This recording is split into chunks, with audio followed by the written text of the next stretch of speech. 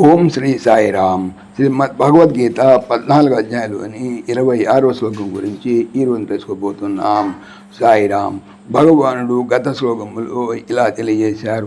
మానవుల యందును, మిత్రుల యందును, శత్రువుల యందును సమభావముతో ప్రవర్తించువాడును, విద్యుక్త కర్మలను ఆచరించుతూ కర్తృత్వాభిమానము లేనివాడును త్రిగుణాతీతుడు అనబడుతున్నారు. ఈరోజు చెప్పేటువంటి 26 శ్లోకంలో ఎలా చెప్తున్నారు? మాం చయో వ్యభిచారేణ భక్తి యోగేన సేవతే సగుణాన్ సమత్తీత్యైతాన్ బ్రహ్మ భూయాయ కల్పతే.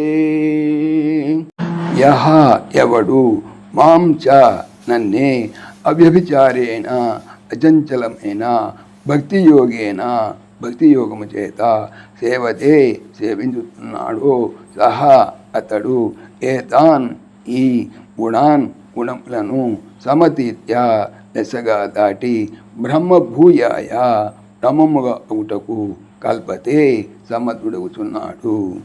ఎవడు నన్నే అచంచలమైన భక్తి యోగము చేత సేవించుతున్నాడో అతడు ఈ గుణములన్నిటినీ లెసగా దాటి వచ్చి బ్రహ్మముగా అవుటకు సమర్థుడవుతున్నాడు. సాయిరామ్.